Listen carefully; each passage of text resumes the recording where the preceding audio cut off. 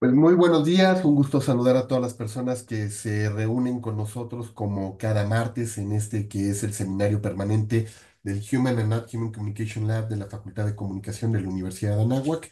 Como todos los martes nos encontramos reunidos aquí para discutir los temas que aquejan al mundo de la investigación en vinculación con la cultura digital, con todo lo que tiene que ver con la comunicación, la mercadotecnia estratégica, aquellos ámbitos también del mundo del entretenimiento, pero sobre todo lo que implica la comunicación humana y no humana. Y hoy nos encontramos justo como todos los martes, el doctor Alejandro López Novelo y un servidor Jorge Hidalgo, transmitiendo desde la Universidad de Anáhuac. ¿Cómo estás, Alex? Qué gusto saludarte. Gracias, querido Jorge. Pues muy bien, una vez más estamos reunidos como lo venimos haciendo semana a semana desde hace ya un tiempo bastante, bastante largo. Y efectivamente hoy este espacio recibe a un invitado, ¿no? Que es recurrente, es un invitado que siempre pues, te lleva a retos intelectuales, ¿no? Siempre platicar con Juan Carlos en cualquier espacio. Yo que tengo la fortuna de platicar con él casi todas las mañanas, ¿no? Tenemos un rato de diálogo, siempre estábamos pensando, comentando sobre diversos temas y ahora es un tema que a Juan Carlos le apasiona, que es la literatura. Hace la vinculación no solamente con la comunicación, sino con su tesis doctoral, ¿no? Con la aceleración del cambio social. Entonces me parece que tendremos una mañana muy interesante y muy enriquecedora, querido Jorge. Así es, y yo creo que vamos a tener ahí la oportunidad de platicar con Juan Carlos, no solamente sobre este entrecruce entre la comunicación, la literatura, no los grandes conceptos que tienen que ver hoy con esta lógica exponencial y la aceleración también de los cambios sociales. Y bueno, pues para ello vamos a darle la más cordial bienvenida a nuestro querido colega Juan Carlos Padilla Monroy. Juan Carlos, ¿cómo estás? Qué gusto saludarte. Gracias, Jorge. Buena tarde tengan todos. Gracias por la invitación. Alejandro, que efectivamente siempre platicamos en la mañana y sabe más o menos los intereses. Aprecio mucho que se puedan abrir estos espacios para, pues ahora sí que para sacar los monstruos que como académicos tenemos dentro, ¿no? Creo que este trabajo del webinar siempre es muy afortunado y bienvenido que siga siendo así, ¿no? Y desde luego agradecer a invitados y colaboradores que se conectaron también, se aprecia que lo quieran escuchar a uno pues, en estas inquietudes que uno tiene también, ¿no?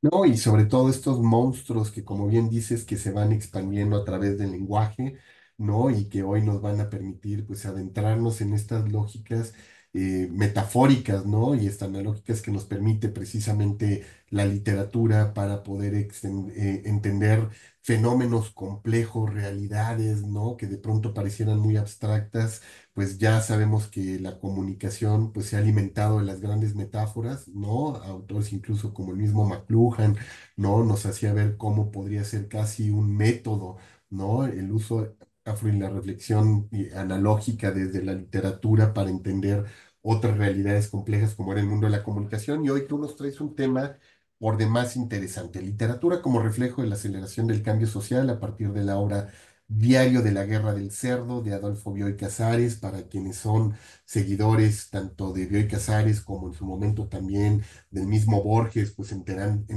la importancia que tiene este gran autor argentino, ¿no? Para el mundo de la literatura y estas vinculaciones que tuvieron y estos, vamos a decirles, préstamos también de lenguaje que les dio la amistad profunda que tuvieron entre los dos y que bueno, pues tú nos vas a llevar a entender cómo este diario de la guerra del cerdo nos puede ayudar a entender el tema de la aceleración del cambio social. Pero antes, Juan Carlos, de que esto ocurra, déjame que Alex comparta tu semblanza académica para nuestros colegas que se están uniendo a este webinar y que a lo mejor no tienen el gusto de tomarse ese cafecito como Alex contigo todas las mañanas y que sepan un poco más de tu trayectoria. Alex, adelante.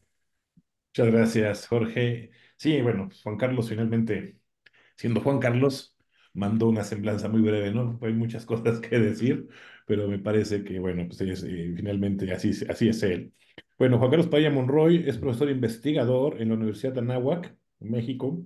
y la Universidad Panamericana en la Ciudad de México. Estudió comunicación e historia antes de doctorarse en filosofía. Se considera un humanista transdisciplinario, ¿no? Ha publicado el libro Los bordes del tiempo, una reflexión sobre la aceleración social, además de algunos artículos, cuentos y poemas.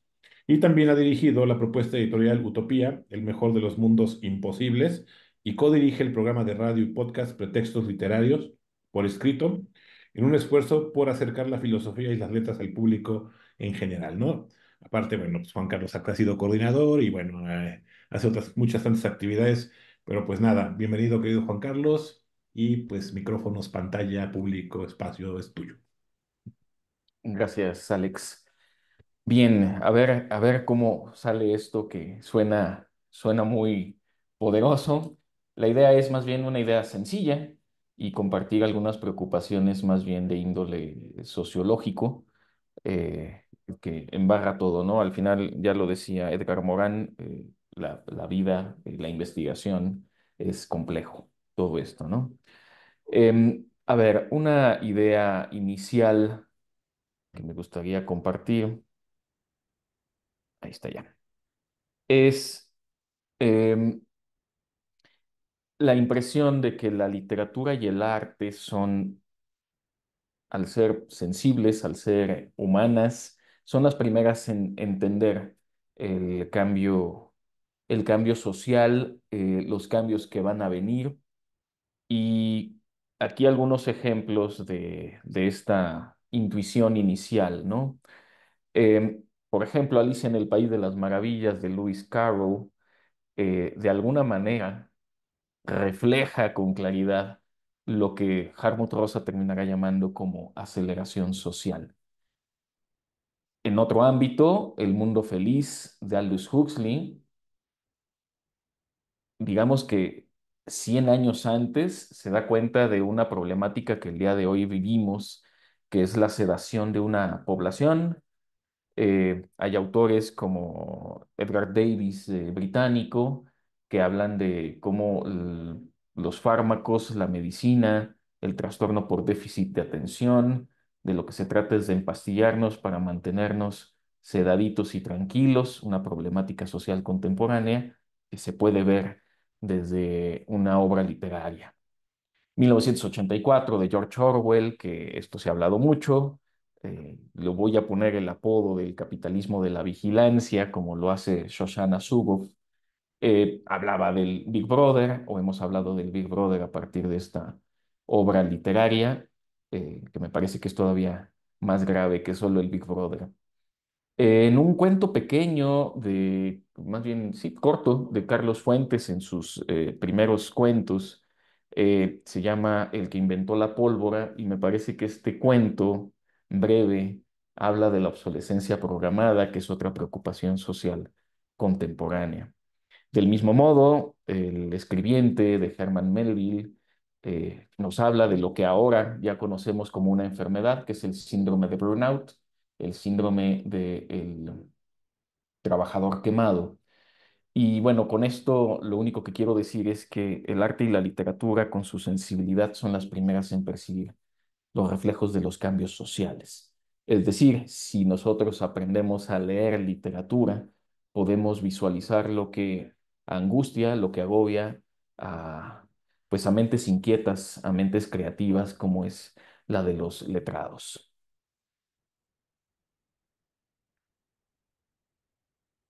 Esa es una primera idea. Una segunda idea que ya he podido compartir en este foro también con anterioridad, que tiene que ver con la tesis doctoral. Eh, Trabajé a Harmut Rosa, con quien tuve el gusto de compartir unos chiles en nogada en el centro en 2018. Eh, Harmut Rosa, sociólogo, filósofo alemán, se pregunta qué es una buena vida y por qué esa buena vida no la tenemos. Y entonces viene desarrollando desde el año 2010 con sus obras, ahí expuestas, High Speed Society, Social Acceleration Theory, Resonance, The Uncontrollable of the World. Estos textos, estos libros que ha publicado desde entonces, eh, nos hablan de una categoría que es la categoría de la aceleración social. Mm, Pero cada vez que se conecta alguien, denme un segundito. Ahí está. Sí. Grosso modo, vamos a definir la aceleración social como el número de actividades por unidad de tiempo. Esto es algo que los que vivimos en la academia podemos percibir, porque cada vez se nos exigen más, más cosas por hacer, más variables que medir, y esto lo único que ha provocado es una aceleración, una agitación, un estrés, una ansiedad constante en el tema laboral, pero esto ocurre realmente en todos los niveles. Entonces, entender o medir aceleración social a partir del número de actividades por unidad de tiempo será una forma de medir lo que es la aceleración social. Hartmut Rosa en su obra clasifica la aceleración social en tres categorías.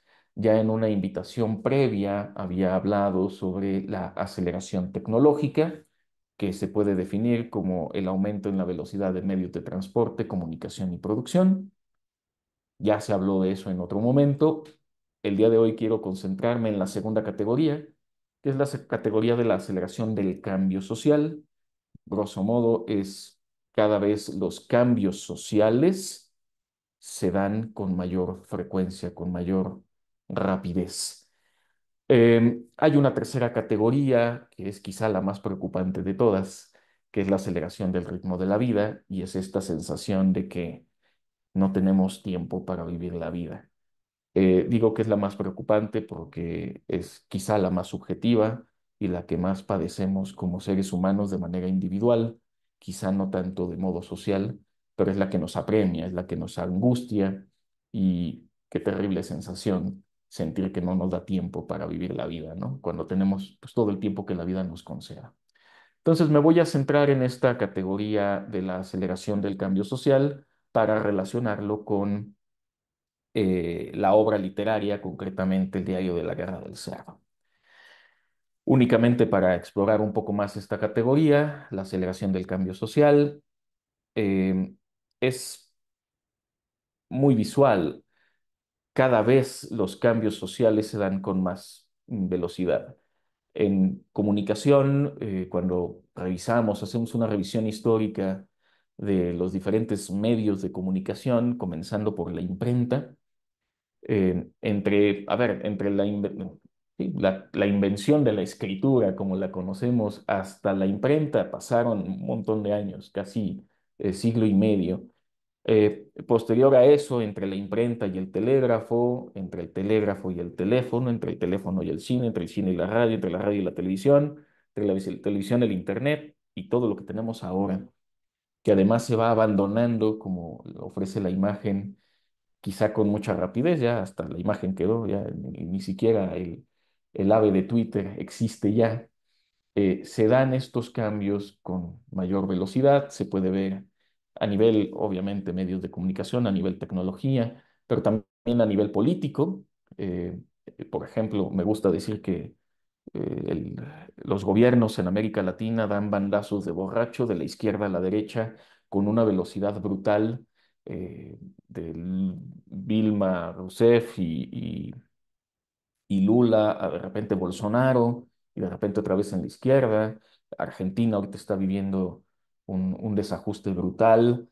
Creo que México, dentro de lo que cabe, ha sido un poquito más estable, pero se ha vendido la derecha a la izquierda, insisto, como pasos de borracho. Y esto es consecuencia de esta observación de la aceleración del cambio social. Hoy, por poner también ejemplos muy concretos, odiamos perder el tiempo y entonces existe el speed watching, que es este fenómeno en el que no tenemos tiempo para ver los videos y aceleramos. Creo que el que es muy clásico es el WhatsApp, el mensaje de voz, lo aceleramos a 1.5 a 2 para poderlo escuchar con rapidez. Eh, Este es un tema interesante. A las generaciones, porque es justo de lo que vamos a hablar, del cambio social y de la separación que puede haber entre las generaciones más jóvenes y las más grandes, les cuesta mantenerse actualizados. Uno de los pocos beneficios que observé en la pandemia es que permitió a los más chicos enseñarle a los más grandes a usar la tecnología. Esto ha tenido sus consecuencias negativas a la postre, pero al menos permitió que una generación que nunca iba a utilizar eh, probablemente un Zoom, lo aprendiera a utilizar de manera express para poderse mantener en contacto con su familia. Es uno de los fenómenos positivos que trajo la pandemia. Bueno, se ha hablado, sociólogos como Bauman hablan de un incremento en el número de empleos y las relaciones que tenemos en una vida. Se habla de la aceleración de los medios de comunicación y del entretenimiento. En fin, ya creo que hablé de esos otros ejemplos. Aquí en una imagen que dura, es un pequeño GIF, podemos ver en los últimos, bueno, ya 40 años, cómo ha cambiado, cómo se ha acelerado como el cambio social respecto a lo que podríamos tener en un escritorio.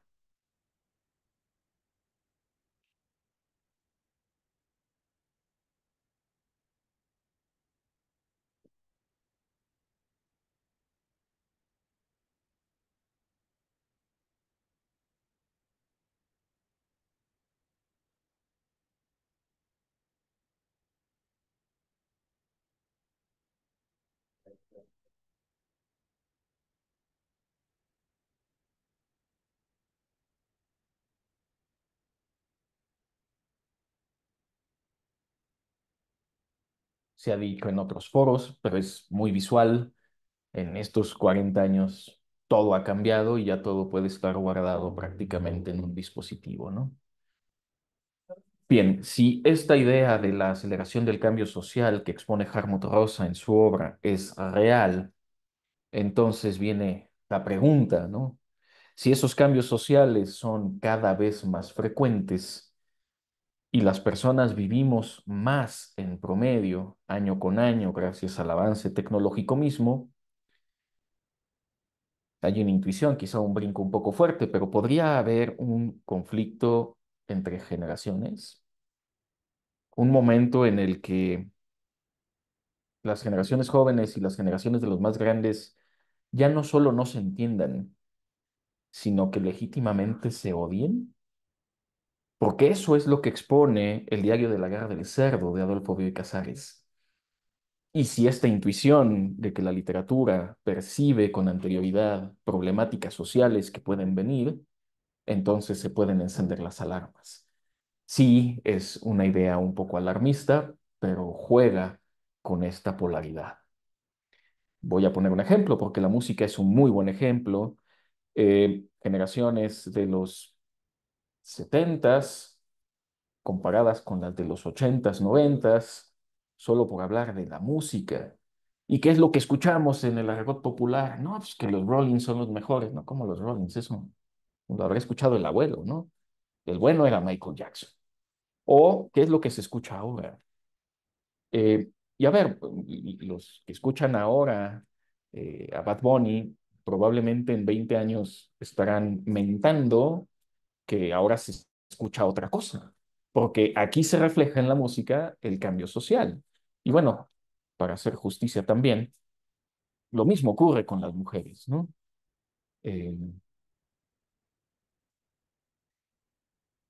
Karol G es lo que se escucha ahora, probablemente estén mentando en 20 años cómo es posible que se escuche ahora esto cuando lo bueno era lo que escuchábamos en juventud, que es normalmente con lo que nos quedamos, ¿no?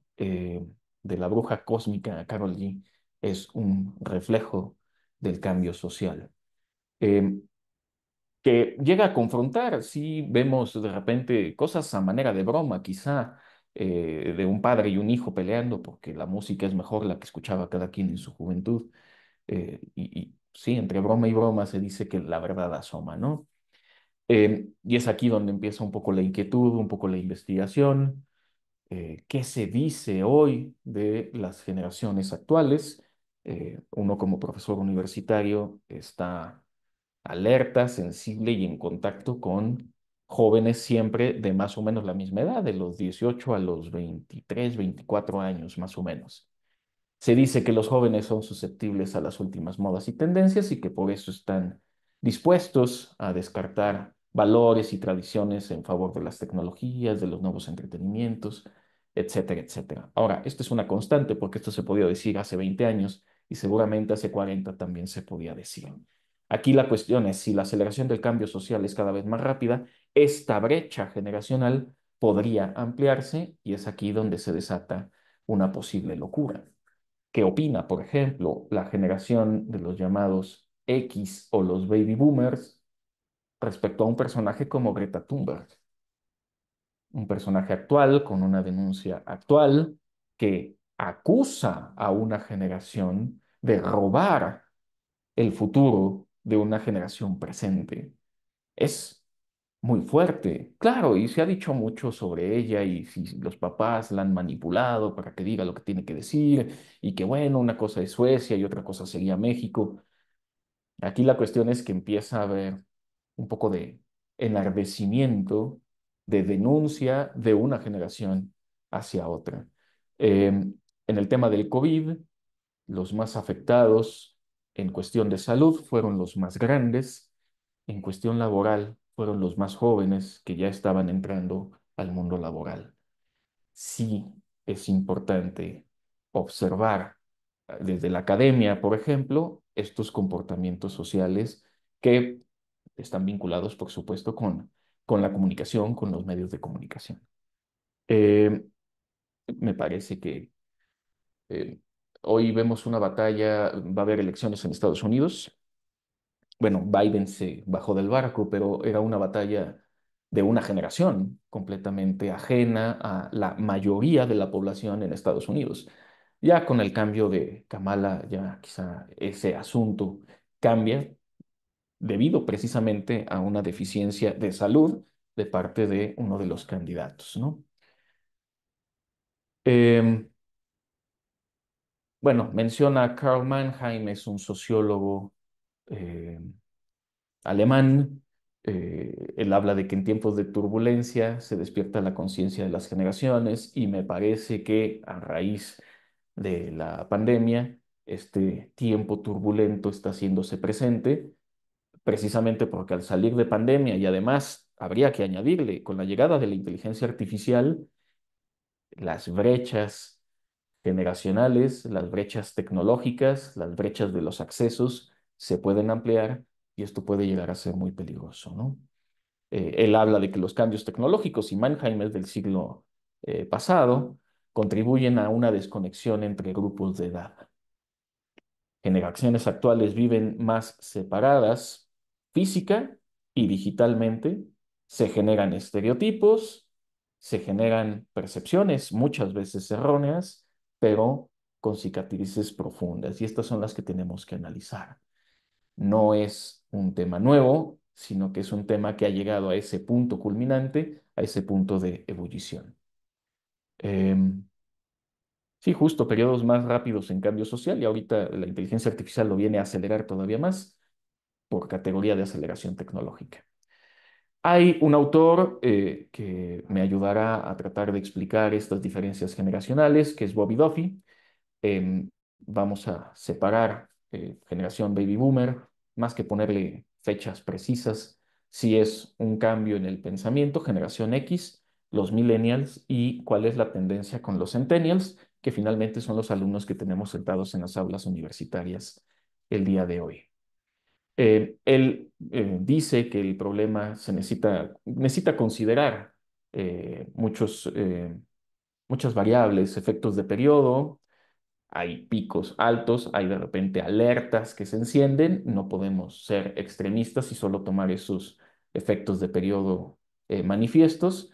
Habla de los efectos del ciclo vital, eso quiere decir que aunque pertenezcas a una generación diferente a los anteriores, tu mismo estilo de vida, pero a lo largo de tu trayectoria vital puede haber algunas variantes en tu modo de percibir lo social y los efectos de cohorte, ¿no? Que es cuando uno crece en una familia conservadora, bueno, tenderá más al conservadurismo, aunque quizás su conservadurismo sea menos amplio. O del mismo modo, si uno tiene un pensamiento más social o viene de una familia de corte más social, estos mismos cambios en el tiempo, estas cohortes pueden afectar de manera distinta.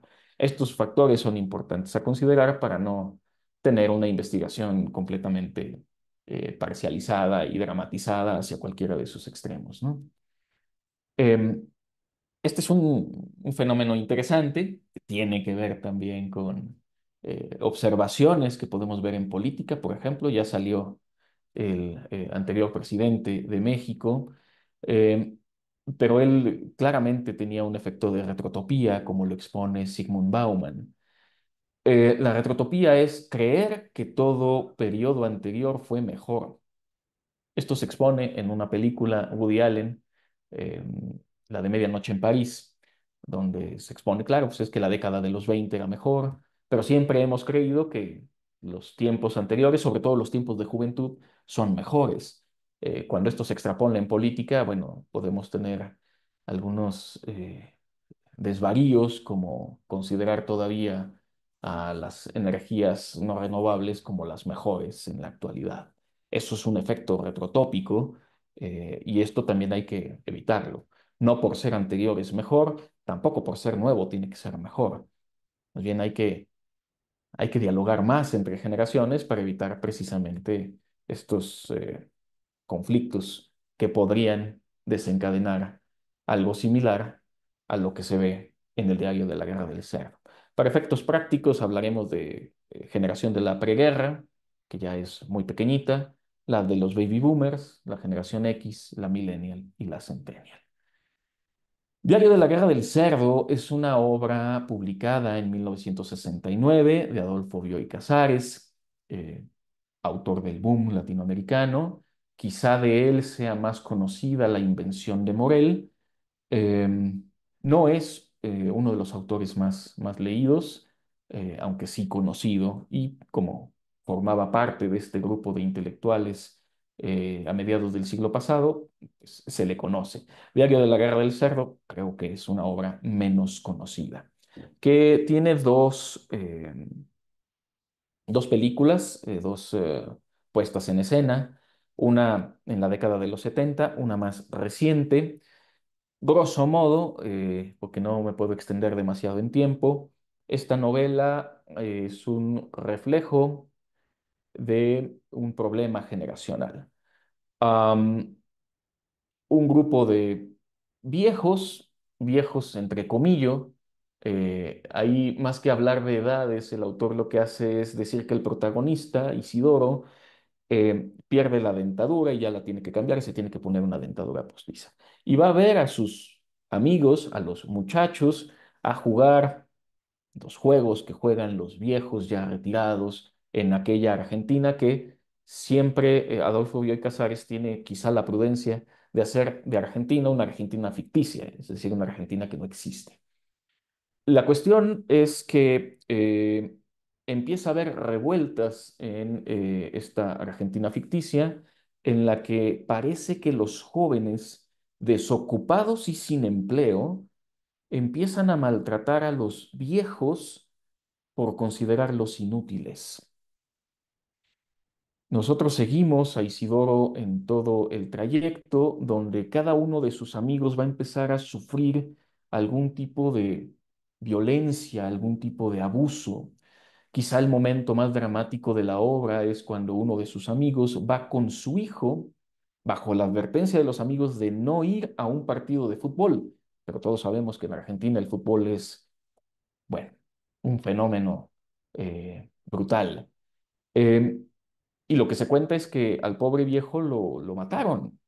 Lo mataron en el estadio porque como el partido no era bueno, entonces había que divertirse con algo y como los jóvenes están desocupados, pues al que le tocó, aunque iba con el hijo y el hijo quería defender a su padre, en realidad la revuelta, lo sabemos cuando estudiamos comunicación, no es lo mismo la multitud que se congrega en un estadio de fútbol que puede acabar, bueno, en el caso de la novela, con la muerte de uno de los amigos. Eh, en fin, es un retrato de un problema generacional porque los jóvenes están enojados con la generación de los anteriores porque ellos sí tienen acceso a trabajo, sí tuvieron acceso a pensión y tienen una vida modesta, pero una vida vivible. En esta dramatización, los jóvenes no tienen esos accesos y se puede ver reflejado a través de la vida de los hijos, de las hijas de este grupo de amigos. Diario de la Guerra del Cerdo se llama así porque uno de ellos dice que es la Guerra del Cerdo, esta guerra no abierta entre generaciones, donde los cerdos pues son los viejos. ¿Por qué? Pues porque son vistos como algo no deseado, como algo sucio, como algo que ya no debería de estar allí, ¿no? Esa es un poco la exposición y la preocupación que viene ahora, ¿no? Lo que voy a exponer a continuación son un poco indagaciones de futuras investigaciones respecto al problema que se puede desprender del cambio social si sigue acelerándose. Si es imposible hacer un diagnóstico de si las generaciones se van a terminar peleando o no, pero justo porque se puede observar en la literatura, compartir esta preocupación me parece una tarea importante. Vamos a hablar de algunas diferencias entre generaciones y la primera de ellas es la riqueza. Los ingresos y la riqueza de las últimas generaciones de jóvenes. Antes, esto es algo que expone Thomas Piketty en el famoso libro de El Capital en el siglo XXI, publicado en 2010. La edad de herencia era de 20 a 35 años. Uno llegaba a la edad de los 35 y podía heredar porque la generación anterior solía fallecer antes. Hoy, en la actualidad, el promedio de edad para heredar es los 61 años. ¿Qué herencia se puede recibir a los 61? ¿Qué herencia pueden dejar los padres a los 90, 95 años, que es la esperanza de vida que hay en la actualidad? Esto se aúna a que los jóvenes tendrán que cuidar, y eso requerirá un costo, a los padres en su edad avanzada, lo que los va a dejar sin herencia y además con preocupaciones económicas. Em, Hay un endeudamiento brutal, esto ya expuesto en un gran documental que se llama Ivory Tower, concretamente en Estados Unidos, pero en México ocurre lo mismo, con jóvenes que tienen que pagar créditos educativos para poder tener acceso a la universidad. Eh, un poco la conclusión, si las cohortes más jóvenes y las que siguen tienen que desprenderse de su herencia, no pueden acumular riqueza, esto va a reforzar la desigualdad socioeconómica entre, eh, quizá no en generaciones, pero sí los que tienen más dinero y los que tienen menos dinero. Esto está llegando a un extremo. Thomas Piketty no dice qué va a pasar, no se puede pronosticar, pero la desigualdad socioeconómica en Francia en 2010 está alcanzando los niveles de la Revolución Francesa. Hay un estancamiento económico. Esta es una idea que existe en la generación millennial. Cito: los egoístas de la generación del baby boom han saqueado la economía y el medio ambiente, es lo que decía y denunciaba Greta Thunberg, para disfrutar de una vida feliz, dejando a las generaciones futuras a su suerte. En el caso de México, el tema de las pensiones es un tema fundamental que ningún presidente en los últimos 20 años ha querido tocar como tal. Ya hay literatura al respecto, literatura que denuncia cómo los baby boomers están robando a los millennials la economía del futuro, cómo una generación de sociópatas está traicionando a las generaciones futuras. Esto es un tema de cómo nos vemos los unos a los otros con literatura de los últimos 10 años. Tener una casa. Tener una casa es una idea que nos han inculcado, al menos a la generación millennial, desde que somos chicos, pero es una situación complicada para un millennial. Y si lo es para un millennial, para un centennial lo es mucho más. Los precios de la vivienda se han triplicado entre 1970 y 2019. En el caso extremo de Irlanda, hasta 256%. Este cuadro es interesante. A la edad de 20 años, en la generación del baby boom, solo el 11% de las personas rentaba. Estamos hablando de 1984. Hacia finales del siglo, la generación X, se multiplicó el número de personas que rentaban, no podían adquirir una casa, a 22%.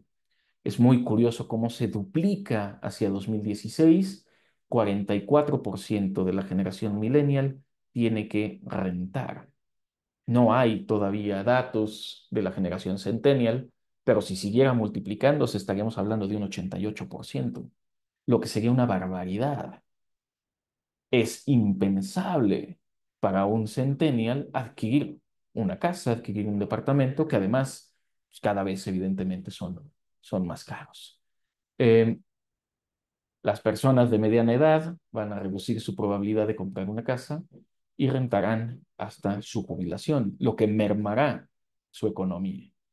Entonces, cuando a veces se hacen juicios entre generaciones, todos estos factores no se están midiendo, pero todos estos factores están presentes de manera quizá intangible en los comentarios familiares, en los comentarios entre amigos, en los comentarios de los medios de comunicación, etcétera. En este mismo sentido, ese artículo del Times hizo mucho ruido, la generación del yo, refiriéndose a la generación millennial, y bueno, de la centennial es todavía más grave, ¿no? Los centennials son más propensos a quedarse en la casa familiar durante más tiempo, como ocurre en el caso de Isidorito, hijo de Isidoro, en la novela del Diario de la Guerra del Cerdo. Esa idea de que los jóvenes son acomodaticios, que está reflejado en este artículo del Me Generation, eh, bueno, tiene cierto sentido. Un joven no va a salir de casa si no tiene la oportunidad real de rentar un departamento, rentar un espacio. Y sobre todo si se nos dice que solo el 30% del salario se debería dedicar a la renta de un espacio. Eh, Solo por poner un ejemplo, eso quiere decir que un departamento, una persona que gana 10,000 pesos recién salida de la universidad tendría que invertir únicamente 3,000 en un departamento. No hay manera de rentar un departamento en 3,000, 6,000, 9,000 pesos incluso, ¿no?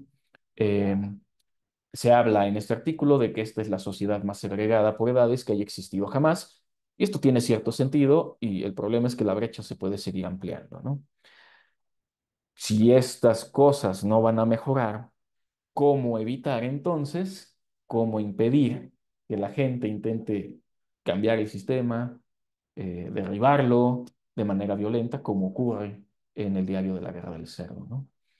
Em, el tema de la educación y los gastos que se tienen que generar por concepto de pago de colegiaturas, por ejemplo, ¿no? Esta es una idea que existe en la generación X y en la generación Baby Boomer. Los trabajadores jóvenes son perezosos, son desleales. Bueno, ¿cómo es posible que no lo sean con la situación social que se está viviendo? Em, Claro, en los ámbitos donde sí hay una perspectiva más positiva para la generación millennial y centennial, es en temas de libertad de expresión, eso es tangible, la posibilidad de viajar, que también es un tema tangible, de hecho, un millennial, un centennial preferirá incluso viajar antes de comprar un departamento, porque sabe que el departamento es casi imposible de adquirir, mientras que viajar, pues es, aunque sea en el aquí y el ahora, aunque sea en el corto plazo, una posibilidad más real. El acceso a la información y al entretenimiento también es mucho más amplio en las nuevas generaciones que en las anteriores.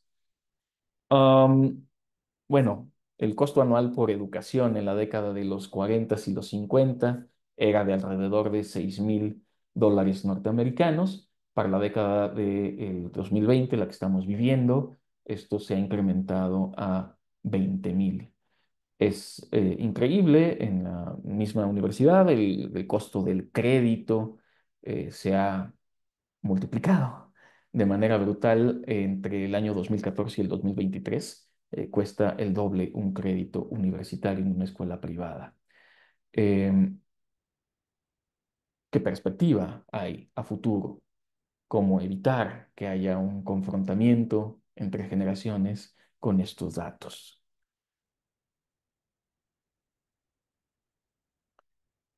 Adicional a todo lo ya visto, hay otro factor importante a medir que es no solo la tasa de desempleo, sino que cuando las mujeres han entrado con mucha más fuerza al mercado laboral, pues se ha sacudido la manera en que entendemos el trabajo, sin más. Em, las tasas de empleo de las mujeres en la generación X y la generación millennial ya está alcanzando el 70%, el, por ingreso en educación, pero se reduce en la edad de la maternidad. Em, Aunque el empleo se va repartiendo de manera homogénea conforme avanzan las generaciones, conforme van creciendo, estos empleos suelen ser poco seguros. La crisis del 2008 lo demostró por un lado y el COVID por otro. Por eso decíamos, el COVID afecta a los más viejos en cuestión de salud, pero afectó a los más jóvenes en cuestión de acceso a ingreso económico, ¿no? Em, Aunque el dato es en Canadá, habría que sacar estos datos desde México, lo malo es que se mide poco. De 1941, el porcentaje de empleabilidad entre las mujeres en Canadá era del 22%, para 2016 es el 61%. México no debe ser muy distinto a estos datos. Esta es, se dice, la primera generación que ha perdido la esperanza en el futuro. Es decir, estamos ante una crisis en la que los papás hoy creen que sus hijos difícilmente van a tener una mejor situación vital que la que tuvieron ellos. Es una aspiración de una generación dejar bien, dejar mejor a sus hijos. Y es la primera vez que parece que esto no puede ocurrir. Y esto se percibe, esto se sabe, y por eso los comportamientos se dan de esta manera. La presión por ser feliz produce frustración cuando no se cumplen las expectativas. Hablamos de aumento en tasas de suicidios. La ansiedad en los jóvenes es medible, es tangible.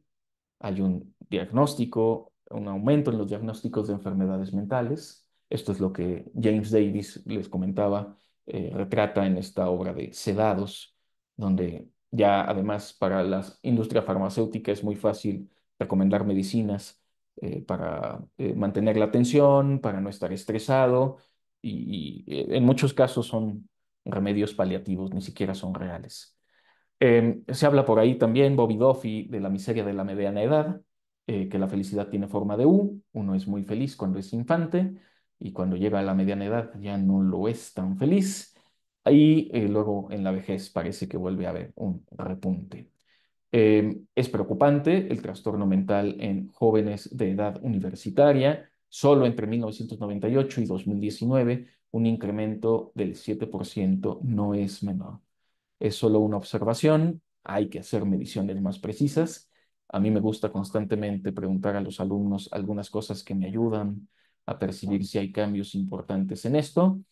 Eh, Nuevamente, la literatura ya lo venía viendo desde antes, cuando el Soma en la obra de Aldous Huxley de El Mundo Feliz es algo que le permite a la gente al menos mantenerse en estado estable. Estoy seguro que todos conocemos algún compañero de trabajo, alguna amistad, que si no toma su medicina no puede estar emocionalmente estable. Ya para ir cerrando, em, hay algunas alertas que se pueden encender en los últimos años que hablan de estas diferencias entre generaciones que podrían terminar en una tragedia literaria. Las protestas del Black Lives Matter en 2013 por la absolución de George Zimmerman por el asesinato de Trayvon Martin, el suicidio supuesto de Aaron Swartz, un héroe de las redes sociales en contra de la ley SOPA, creador de Reddit, que es una red social que ha vuelto a tomar fuerza mientras era procesado por disturbio ilegal de archivos digitales, distribución ilegal de archivos digitales. eh, es una alerta, ¿no? Otra vez una generación defendiendo sus intereses contra una generación que quiere cambiar las cosas. Yo me resisto mucho a hablar de una generación centennial de cristal. Me parece que hay denuncia y es una denuncia en la mayoría de los casos o en muchos casos legítima, quizá no en todos. Eh, pero decir que es una generación de cristal es una manera de denostar y este tipo de discurso violento en contra de otras generaciones puede acabar mal. El referéndum sobre la pertenencia del Reino Unido a el Brexit en 2016 fue una respuesta de los jóvenes a no queremos una política de generaciones anteriores. Y bueno, lo ya mencionado, el COVID afectó a la salud de los viejos, pero socialmente a los jóvenes. Visto de manera radical, pues se encienden las alarmas. A ver, también habrá que ser sensatos. Hay algunos factores que también evitan que pueda haber un confrontamiento violento entre generaciones. Siempre ha habido esta tensión entre generaciones. La musical es una muy clara, y la musical, por muy violenta que se ponga, pues no parece que pueda haber alguna trascendencia importante o relevante. Eh, los cambios culturales no son uniformes y tampoco son unidireccionales, eso también hay que admitirlo. Eh, Dice Bobby Duffy que el lugar donde naciste, la posición socioeconómica en la que naciste, es quizá más importante que el año en el que hayas nacido. Es decir, te puede confrontar más entre ricos y pobres en un mismo país que entre generaciones. Existe un vínculo emocional normalmente positivo en la relación que hay entre padres e hijos y evidentemente entre abuelos y nietos. Un vínculo emocional que también sería difícil de ver. Claro, en la misma guerra del cerdo no es que sean los hijos los que atacan a los padres, es una sociedad descompuesta la que se divierte a expensas de los ancianos porque además no se pueden defender, ¿no? También es cierto que ahí hay un abuso de parte de los jóvenes brutal. Em, que los jóvenes vivan con sus papás hasta altas edades, ya se habla incluso de generaciones que podrían llegar hasta los 40 años a vivir con sus padres, es una estrategia sensata, eh, pues para todos, ¿no? En casa siempre se ha dicho que donde comen cuatro, comen cinco, es sano, es más sano eso que buscar la aventura y la desventura de tener que regresar a casa porque no alcanzó, porque el mundo no está, el horno no está para bollos, como se dice, ¿no? El COVID, lo mencionaba, ayudó a una homologación tecnológica, al menos en temas de digitalización. Hay miembros del baby boom que ya se están adaptando un poco mejor a las nuevas tecnologías, que de no haber habido COVID, quizá sería más drástico. Mm, y bueno, sí, y es aquí donde todo lo que es labor social, desarrollo social, tiene que poner el acento, es justo en la convivencia entre generaciones. Una preocupación de la aceleración tecnológica es que pues, los más jóvenes estén clavados en los dispositivos digitales y no convivan con sus abuelos. Si eso no ocurre, si hay una problemática social en ese sentido y se generaliza, entonces la desvinculación entre generaciones podría ser más drástica, ¿no? Ahí Gordon Allport habla de la teoría del contacto intergrupal, donde se busca la vinculación entre los más jóvenes, los más viejos para convivencia. Eso es fundamental.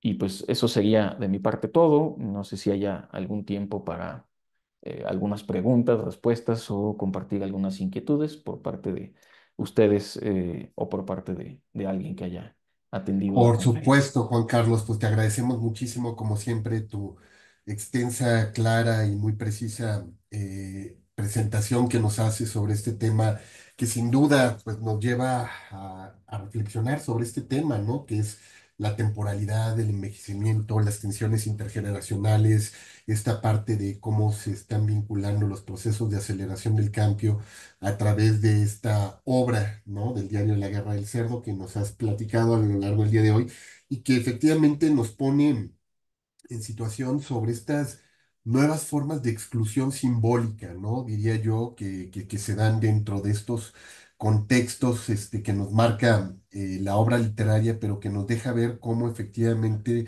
estas brechas que se están dando entre las cohortes generacionales, tú ya nos lo decías, entre baby boomers, ¿no? Generación X, generaciones millennials, centennials, alfa, beta, y ahora que nos están hablando de del surgimiento de esta generación de los perennials, ¿no? Donde desaparecen las generaciones porque justo la extensión de la vida y todo el tema de la comercialización de la calidad de vida pues va a llevar a que cada vez desaparezcan las generaciones.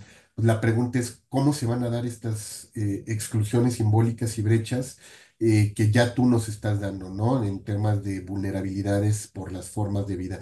Pero bueno, vamos a abrir la conversación para que las personas que nos están siguiendo, que están el día de hoy acompañándonos aquí, tanto en la sesión de Zoom como en las guerras, ya te iba a decir, en las redes sociodigitales, que prácticamente es lo mismo, ¿no? Entre redes y guerras andamos en el mismo territorio, pero para que puedan extender sus dudas, inquietudes y reflexiones en torno a este tema que hoy nos estás platicando. Y no sé si hay alguien por ahí quiera de alguna manera empezar la conversación. Los invitamos a que levanten la mano para que les demos la palabra en nuestro espacio aquí en Zoom o que a través del chat nos las dejen en las redes sociodigitales. Mientras en lo que se van animando, pues a mí me gustaría ir planteando también sobre esta parte de los valores, afectos, relaciones humanas y la vinculación con la tecnología en este nuevo paradigma que nos estás planteando tú de la aceleración social, pues cómo de alguna u otra manera también pues somos, vamos a decirles, corresponsables con estas eh, formas simbólicas de exclusión, Juan Carlos, porque pareciera que fueron dadas por el sistema, ¿no? Que el sistema es el que está generando la estructura de exclusión y que, pues como bien lo decías, jóvenes que se van a quedar sin un hogar propio, ¿no? Pero por las condiciones laborales, las condiciones laborales cada vez más paupérrimas para algunas formas, sin embargo, cada vez te venden en las narrativas que vas a tener la posibilidad de tener trabajos millonarios, ¿no? Muy pagados, que vas a tener la posibilidad de ser el gran emprendedor. Entonces hay como estas paradojas, ¿no? De las que Lipovetsky en términos de la sociedad de información pues que son como contradictorias, ¿no? Te dicen, vas a poder luchar por los derechos humanos en una era donde supuestamente los derechos humanos están dados, ¿no? Donde vamos a defender cada vez más el tema de género y cada vez ves más daño a la condición de género, ¿no? Entonces son como paradojas que se están viviendo y que creo que tienen que ver con estas corresponsabilidades tanto en la construcción narrativa como en la generación de estas estructuras sociales de las que hoy nos estamos quejando. Pero antes de eso, también creo que Alex tiene por ahí otro comentario antes de entrar a la discusión y reflexión sobre ello. Sí, muchas gracias, Jorge. Pues nada, como siempre, pues muchas gracias por tu presentación, Juan Carlos, por compartir estas preocupaciones, ¿no? Que de repente todos tenemos en diversa medida y en diversa forma, pero que siempre las dejamos ahí, ¿no? Se quedan como reflexiones. Y siempre es grato, pues, escuchar estas ideas que planteas, porque, pues, son esas ideas peligrosas, ¿no? Son esas ideas que detonan la conversación, el diálogo. Y pues nada, ¿no? Me parece que esta presentación y particularmente la línea de investigación que hemos discutido mucho tiempo, ¿no? Con las sugerencias luego que te hago, ¿no? Y comentarios, me parece que entre la aceleración tecnológica, la aceleración social, estos vínculos que manejas muy bien, pues da para reflexiones profundas, por ejemplo, en el ámbito del contexto digital en el que nos toca vivir, ¿no? Esta idea de del texto que nos propones hoy para reflexionar, pues este es un reflejo, tú bien lo decías, de lo que vivimos en nuestra sociedad, ¿no? Solamente hace falta sentarte a platicar con tu papá, ¿no? Con tu mamá, ¿no? Y empezar a dialogar sobre las realidades, sobre las formas, ¿no? Sobre la forma de visualizar y de entender e interpretar la realidad. Y vamos a encontrar mucho de lo que plantea este texto, ¿no?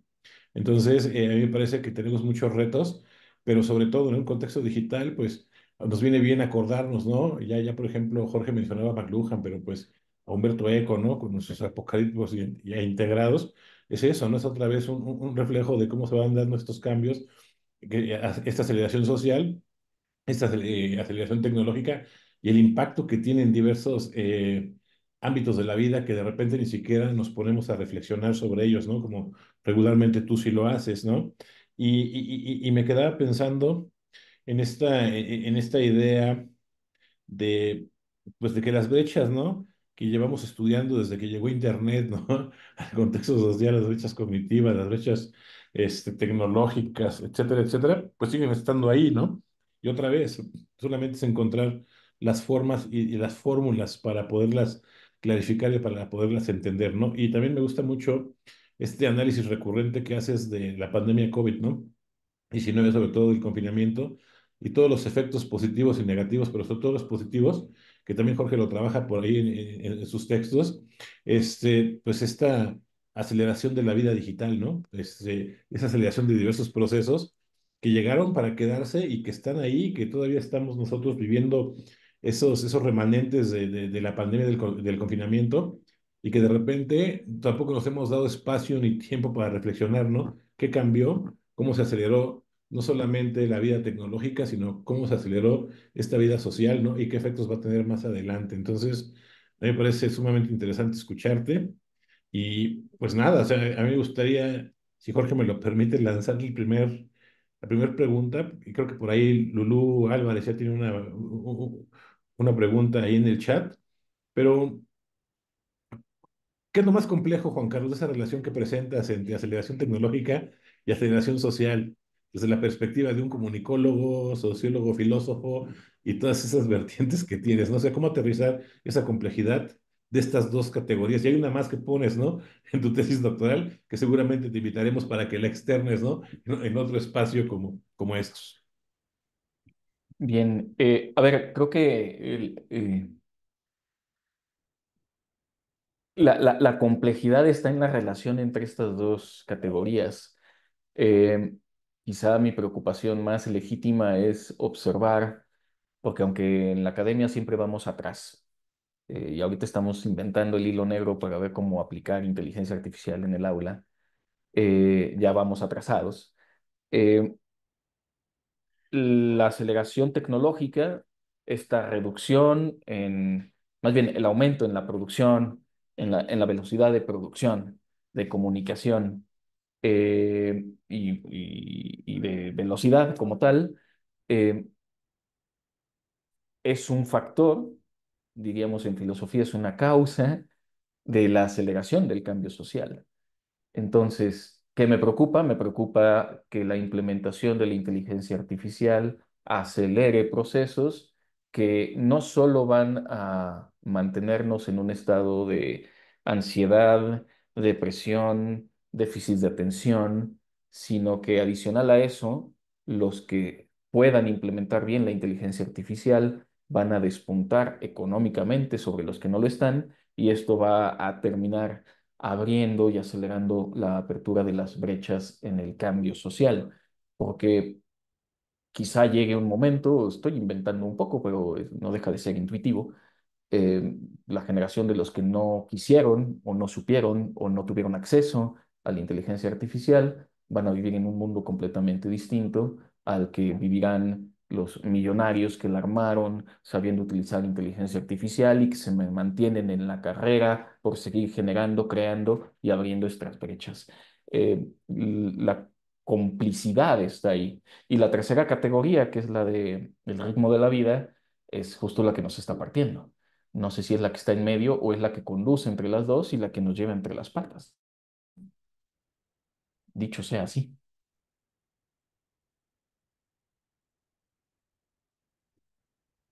Sí, es una complejidad, terrible, ¿no? Y como tú bien lo dices, si le sumas esa tercera categoría, pues me parece que tienes un entramado de, de, de, de, de elementos sociológicos, culturales, sociales, etcétera, etcétera, que tendremos que ir discutiendo, ¿no? Pero bueno, gracias por el comentario. Y sobre todo, Juan Carlos, ahorita que te escuchaba, me hacías pensar en la obra de Sin fin de Martín Caparrós, este texto que justo también hace una especie de exploración sobre justo estos grandes cambios sociales y tecnológicos que van a generar ya no solamente tensiones, como tú dices, intergeneracionales, sino grandes crisis dentro de la experiencia humana, ¿no? Sobre todo porque dice, ahora las nuevas brechas tienen que ver con inmortalidad, ¿no? ¿Quién tiene el recurso para pagar y ser inmortal? Pero por el otro lado, mientras pareciera que la brecha es quién va a ser inmortal, la virtud es quién tiene el poder de morir. ¿no? O sea, y pareciera que los que no son privilegiados, ¿no? En el texto de Martín Caparrós, ¿no? Porque si no tengo el recurso para ser inmortal, todavía tienen la bendición de ser seres humanos, ¿no? Porque pueden morir, porque pueden vivir las diferencias, ¿no? La enfermedad, ya no son aquellos que no pueden pagar, sino son aquellos que saben lo que el sufrimiento puede extenderle a la condición humana. Entonces son, como te decía, una especie de paradojas entre el sentido de la vida, ¿no?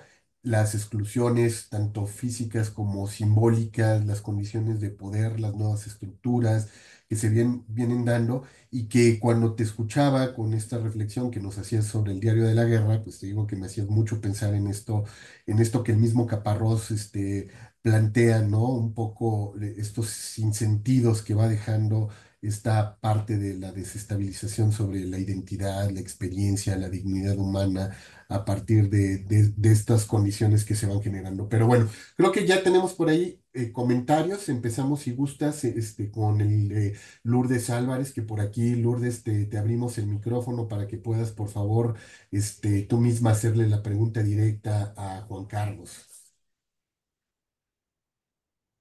Hola, claro que sí. ¿Qué tal? Un gusto escucharlos y verlos y pues saludándolos desde Madrid, España. Em, bueno, un poco leyendo lo que acabo de escribir, pero Juan Carlos, mencionas que el arte y la literatura son las primeras en percibir y reflejar los cambios sociales. Entonces yo pienso en las generaciones más jóvenes, o sea, incluso más jóvenes que yo, los centennials que parecen alejarse de la literatura tradicional, o sea, ya leer un libro en general, estoy obviamente generalizando. Le preguntas a un chavo actualmente y no, no sé, o sea, como que están más alejados. Entonces, ¿esto va a afectar la manera como se busca el cambio o solo está evolucionando el medio en el que se busque ese cambio? ¿Qué opinas? Es buena pregunta. Ahorita la trataba de leer porque tengo una pantalla auxiliar, pero me queda muy lejos y no alcanzaba a leer bien la pregunta. Es una buena pregunta porque además sé que aquí entre la gente que está presente hay la inquietud de buscar nuevas formas narrativas. Yo mismo exploro opciones narrativas con inteligencia artificial, las opciones narrativas en los nuevos dispositivos, que no van a ser las grandes obras de Cervantes o de Shakespeare, eh, que solo son diferentes, ¿no? Es una pregunta para reflexión. Eh, sí hay una preocupación. Justo el día de ayer me comentaba, tú lo conoces, Francisco Lorenzo. No he leído, pero parece que el Papa publica una carta donde dice que uno de los elementos que puede ayudar a rescatar lo social frente a todas las adversidades que enfrenta el mundo hoy, escrita por el Papa, tiene que ver con la literatura. ¿Y qué ocurriría si una generación completa deja de leer literatura? Digamos que quizá nos dejaremos de dar cuenta de los problemas sociales que están por venir y peor aún, no habrá quien escriba sobre las problemáticas que habrá cuando estos problemas nos lleguen, como ha venido ocurriendo, porque este análisis me imagino que se puede hacer de alguna manera sociohistóricamente. La pregunta es formidable. Em, no lo sé. Quiero pensar que no va a acabar. Como decía Humberto Eco, ¿no? Nadie va a acabar con el libro. Eh, yo me resistía mucho a leer libros en el Kindle y curiosamente acabo de terminar uno en el Kindle que me costó 100 pesos porque luego gasto mucho en libros. Es una utopía poco conocida de Samuel Butler que se llama Erewhon. Eh, y es una utopía donde el autor, en tiempos de Darwin, explora la posibilidad de descubrir, obviamente es una Inglaterra todavía victoriana, donde está el imperio en expansión aún, una civilización que ha decidido desaparecer la tecnología.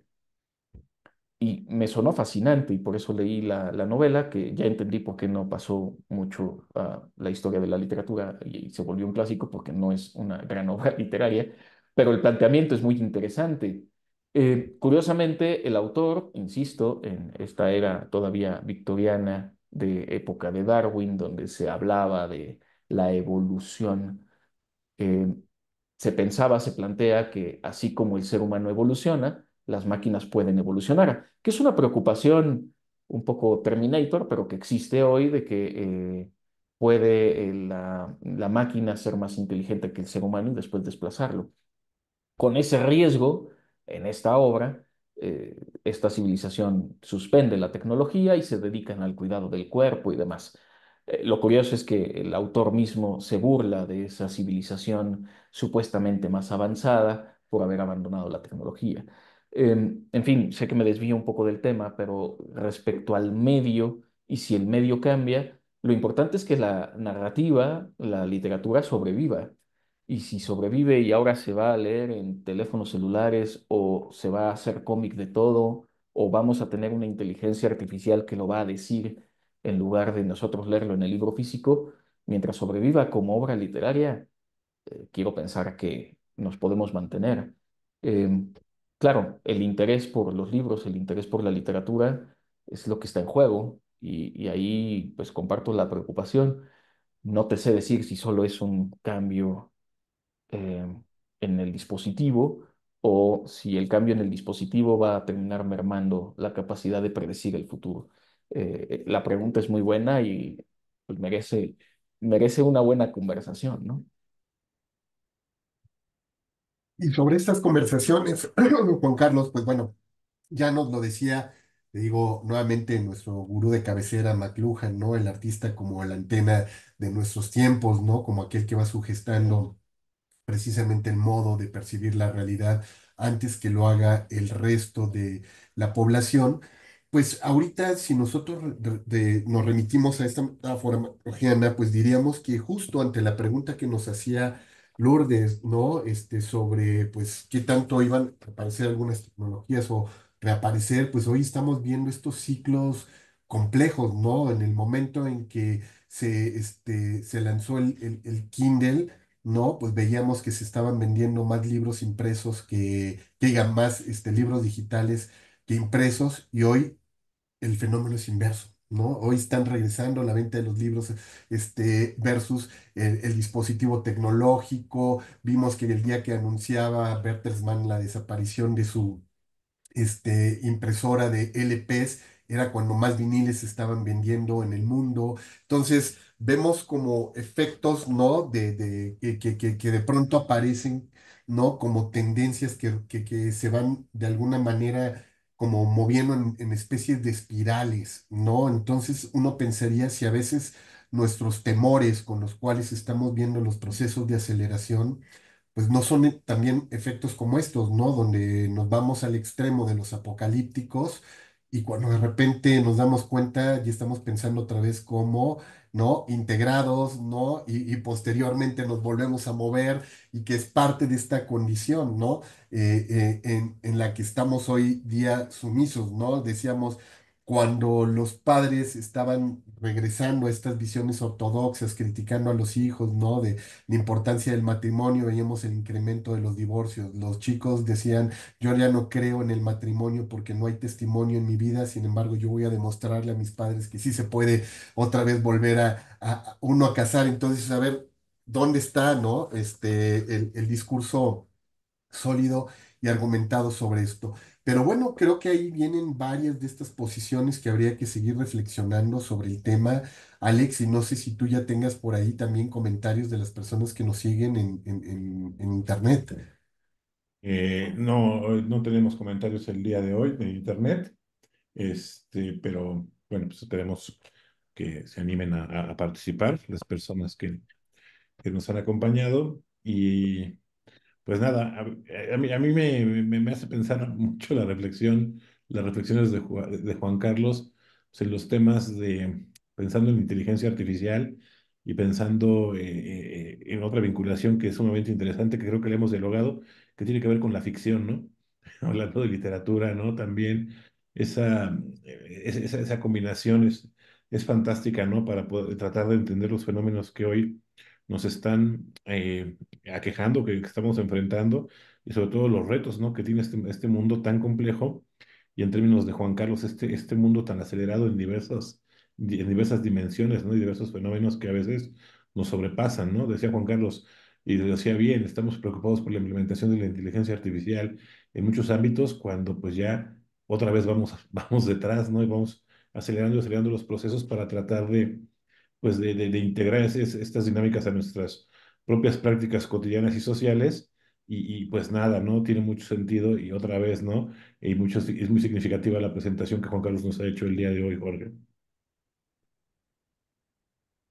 Así es, Alex. Y bueno, pues yo creo que aquí las reflexiones que nos dejas, Juan Carlos, sobre esta temática, pues nos llevan a pensar sobre todo cuál es el reto, ¿no? Para los investigadores en comunicación sobre este tipo de procesos, ¿no? Si es sin negar, pues un poco en el proceso, las consecuencias, ¿no? Los detonadores, los triggers, ¿no? Y qué tanto somos, como decíamos, corresponsables en cada uno de estos, ¿no? Los aceleradores, los procesos, los triggers que están generando estas brechas, estas exclusiones, estas nuevas relaciones, o simple y sencillamente quedarnos nada más como observadores del fenómeno para ser descriptores de lo que pasó, ¿no? Nada más como vamos a decirles, sujetos notariales, ¿no? Entonces yo creo que ahí hay muchos desafíos que nos pones para los que estamos haciendo investigación sobre estas temáticas y como siempre, pues muy interesante lo que nos has planteado el día de hoy, Juan Carlos.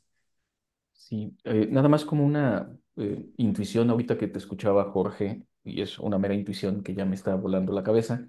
eh, Siempre he visto este efecto rebote que mencionabas, como una generación, solo por oposición a lo que la otra dice, va a tratar de demostrar que eso no es cierto.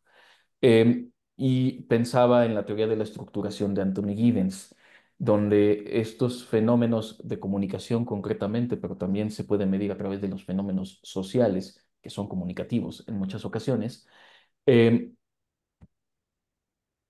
cómo medir aquello que no estamos midiendo. Es decir, cómo al hacer este efecto de rebote, estamos de alguna manera recuperando o nuevamente uniendo a las generaciones.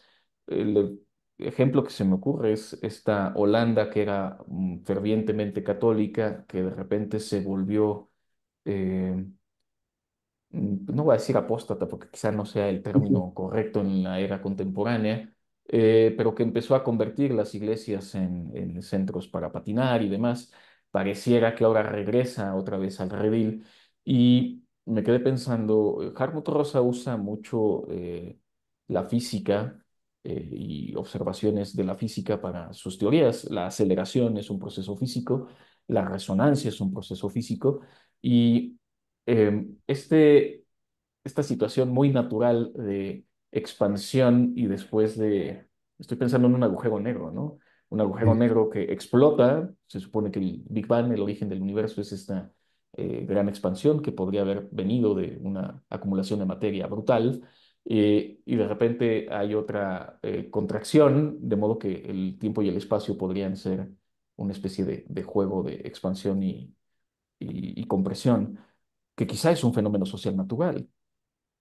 Quizá es necesaria el choque generacional para un cambio de actitud que permita nuevamente un acercamiento y ese acercamiento provocará al mismo tiempo un rechazo. No sé si un fenómeno social pudiera considerarse como natural, pero eso es lo que me invitabas a pensar ahorita que te escuchaba, ¿no? Pues muy bien, pues ahí tenemos más reflexiones, más choques. Habrá que incorporar en esta metáfora que utilizas, ¿no? Del Big Bang y los hoyos negros, si no estaríamos también pasando por otras fases que habrá que seguir explorando también de la interdisciplina para entender estos fenómenos, ¿no, Juan Carlos? Pues Alex, creo que tenemos por ahí un detalle para nuestro querido Juan Carlos. Como siempre, ojalá y salga la primera, porque Sí, te digo, porque ya de pronto ya nos salen cada cosa en esas exactamente. computadoras por ahí. Pues doctor Juan Carlos Padilla Monroy, muchísimas gracias como siempre por tu valiosa participación como ponente en este webinar en la literatura como reflejo de la aceleración del cambio social a partir de la obra Diario de la Guerra del Cerdo de Adolfo Bioy Casares, 22 de octubre de 2024. Muchísimas gracias en nombre de nuestra Facultad de Comunicación y el Human and Not Human Communication Lab. Juan Carlos, muchísimas gracias por habernos acompañado el día de hoy, por habernos acompañado a todas las personas que estuvieron el día de hoy aquí siguiendo esta transmisión. ¿Y qué tenemos la próxima semana, Alex? También tenemos un tema muy interesante. Sí, tenemos un tema muy interesante en este espacio virtual, ¿no? Que tenemos, y tenemos como invitado al maestro Fernando López Solís. Él es estudiante del doctorado en Ciencias Políticas y Sociales de la UNAM y nos va a hablar del uso de las inteligencias artificiales para la creación de mundos ludoficcionales, historia y actualidad. Un gran tema, ¿no? Regresamos a la temática de la inteligencia artificial y bueno, pues también será una mañana muy enriquecedora, querido Jorge. Sí es, entonces, como bien decíamos, Juan Carlos, como ya nos estamos preparando para el apocalipsis de las máquinas, queremos quedarles bien a las inteligencias artificiales, por eso le dedicamos tanto espacio aquí en este webinar, nada más para que no acaben con nosotros el día que se quieran revelar. Así es que invitadísimo también, por si quieres estar acompañándonos, Juan Carlos, igual a todas las personas que estuvieron el día de hoy en esta transmisión. Les deseamos lo mejor, que tengan un excelente día y nos vemos el próximo martes en punto de las 12 del día. Hasta luego, Muchas Alex. gracias. Hasta luego, gracias.